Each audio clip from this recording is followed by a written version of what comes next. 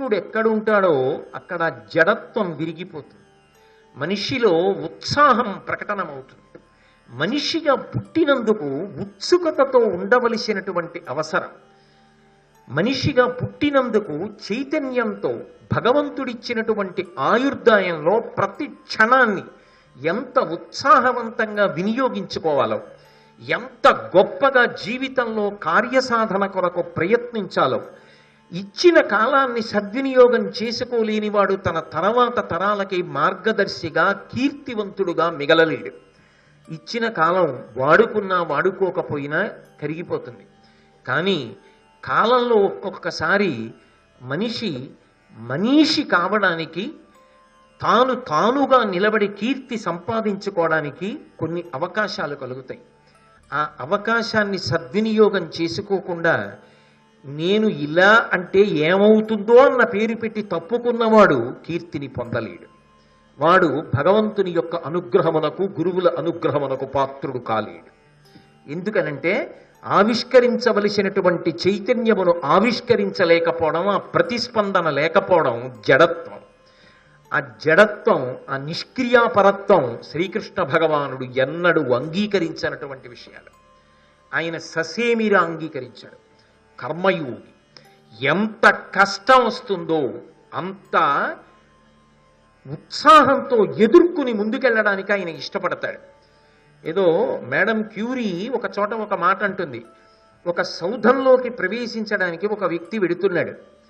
దానికి 100 ద్వారాలు ఉన్నాయి. అదొక అపూర్వమైనటువంటి సౌధం. అందరూ అందులోకి ప్రవేశించలేరు. అది కీర్తి సౌధం. అందులో 100 తలుపులు తెరిచి పట్టుకుంది లోకం.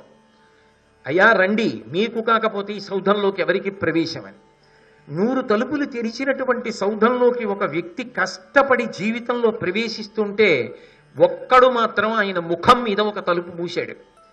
ఒక్కడు తలుపు మూశాడని నిరుత్సాహం పొంది వెనక్కి వెళ్ళిపోయిన వాడు జీవితంలో ఏది సాధించలేడు. తెరిచి ఉంచిన 99 తలుపులు చూసి ముందుకెళ్ళిన వాడే ప్రజ్ఞావంతుడు అంటుంది మేడం క్యూరీ. అందుకే మహాతల్లి తన జీవితంలో 6 నోబెల్ ప్రైజులకి కారకురాలైంది. ఇవాళ ప్రపంచవ్యాప్తంగా కొన్ని కోట్ల మంది క్యాన్సర్ రోగగ్రస్తులు బాగుపడుతున్నారు అంటే కేవలము మేడం క్యూరీ చేసినటువంటి అద్భుతమైనటువంటి పరిశ్రమ. ప్రతి క్షణం అలా పరిశ్రమించింది. ధర్మక్షేత్రే కురుక్షేత్రే, ధర్మక్షేత్రమైన కురుక్షేత్రంలో కూడా ఆయన ఈ జాతికి బోధించినది నిర్భయత్వం. మీ కర్తవ్యాన్ని మీరు నిర్వహించండి. కర్తవ్యాన్ని నిర్వహించడానికి పిరికితనంతో పారిపోకండి. చైతన్యానికి మారు పేరు కృష్ణ పరమాత్మ.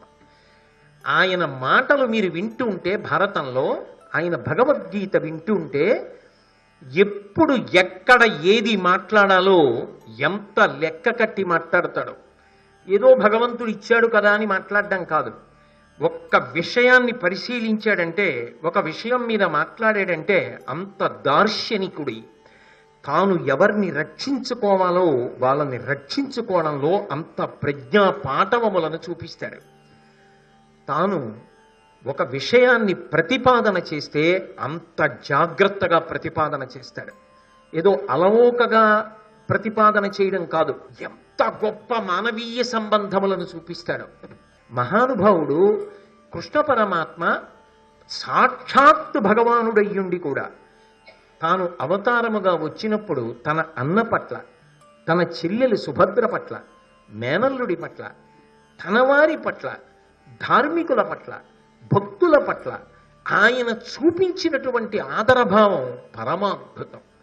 భీష్ముడికి మోక్షప్రదాత, అర్జునుడికి విజయప్రదాత, లోకమునకు గీతాప్రదాత, ఆచార్యస్థానం.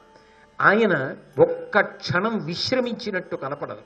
శంకర భగవత్పాదులు 32 సంవత్సరములలో 32 సంవత్సరములు మాత్రమే శరీరంతో ఉన్న ఆయన ఎంత అనితర సాధ్యమైనటువంటి విషయాన్ని సాధించారో అలా మహానుభావుడు కృష్ణ పరమాత్మ ఉత్సాహంతో ప్రవర్తించు, నీ కర్తవ్యాన్ని నువ్వు నిర్వర్తించు అని ప్రబోధం చేయడంలో ఆయనకు ఆయనే సాటి.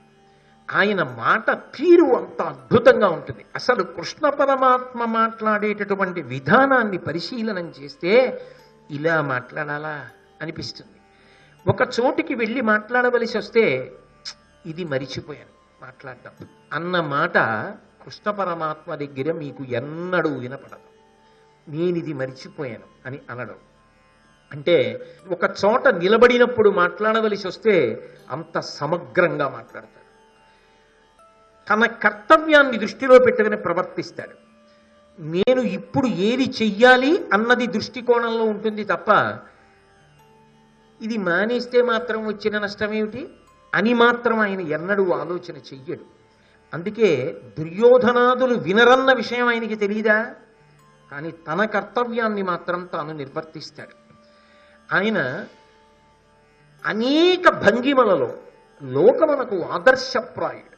క్రమశిక్షణ విషయంలో కానీ, ఒక విషయం గురించి తీవ్రంగా ఆలోచించడం విషయంలో కానీ, ఇవాళ లోకంలో వైద్యశాస్త్ర రంగం దగ్గర నుంచి అనేక విషయాల్లో క్రైసిస్ మేనేజ్మెంట్ అని ఒక కొత్త పేరు ఒకటి వినపడుతోంది. అన్నిటికన్నా గొప్పదేది అంటే అత్యంత జటిలమైన పరిస్థితి ఏర్పడితే దాన్ని అప్పటికప్పుడు ఎవరు పరిష్కరించగలరో, ఎవరు దాన్ని సమర్థవంతంగా ఎదుర్కోగలరో, తాను తొందరపడిపోయి, తాను కంగారు పడిపోయి ముందు తాను ఉద్వేగమునకు గురి కాకపోకుండా ఉంటాడో అటువంటి క్రైసిస్ మేనేజ్మెంట్కి ఆద్యుడెవరు అంటే కృష్ణ పరమాత్మ.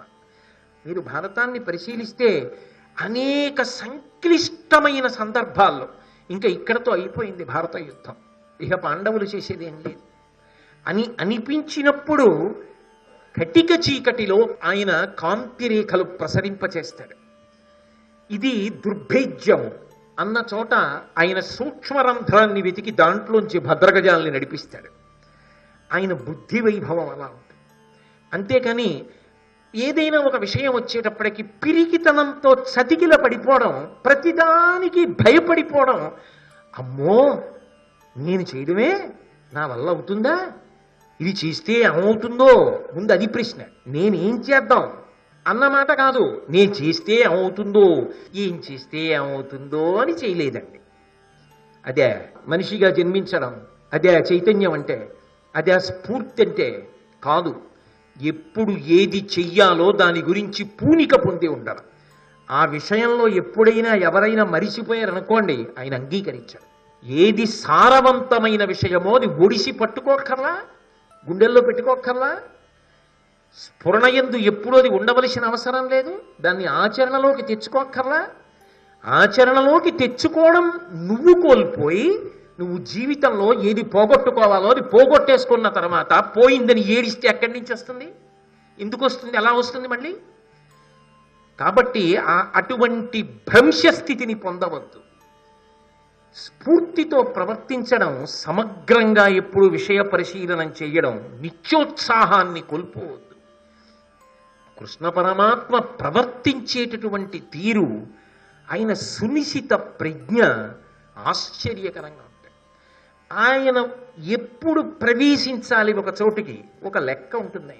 ఆయన భగవానుడు అని వదిలిపెట్టేయకండి. భగవానుడు అని వదిలిపెట్టేస్తే మనం నేర్చుకోవడానికి ఏముంటుంది? ఆయన భగవంతుడు కాబట్టే చెప్పాడండి, భగవంతుడు కాబట్టే చేశాడండి, రాముడు భగవంతుడు కాబట్టే చేశాడండి, మనం ఏం చేయగలమండి? అదొక్కటే మనకు వస్తే జీవితంలో ఇక చేయడానికంటూ ఏమీ ఉంటాం.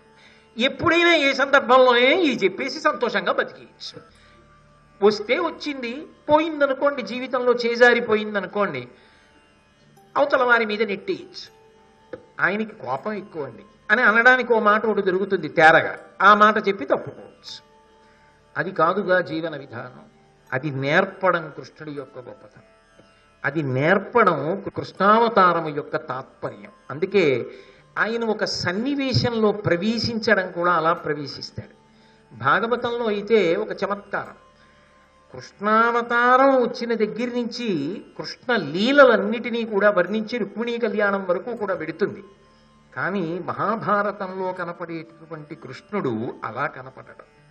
అందుకే అసలు శ్రీకృష్ణావతారం గురించి కానీ, శ్రీకృష్ణావతార ఆవిర్భావం గురించి కానీ, ఆయన బాల్యలీలల గురించి కానీ మహాభారతం ప్రస్తావన చెయ్యలేదు. ఎందుకు ప్రస్తావన చెయ్యలేదు అంటే, మహాభారతంలో కృష్ణావతార ప్రయోజనాన్ని దృష్టిలో పెట్టుకుని మాత్రమే భారతంలోకి కృష్ణావతార ప్రవేశము వైశిష్ట్యము కనపడతాయి తప్ప మళ్ళీ మొట్టమొదటి నుంచి ఏదో ఒక విధానంతో దాన్ని తీసుకొచ్చి సంకలనం చేద్దామనేటటువంటి ప్రయత్నం భారతంలో కనపడదు.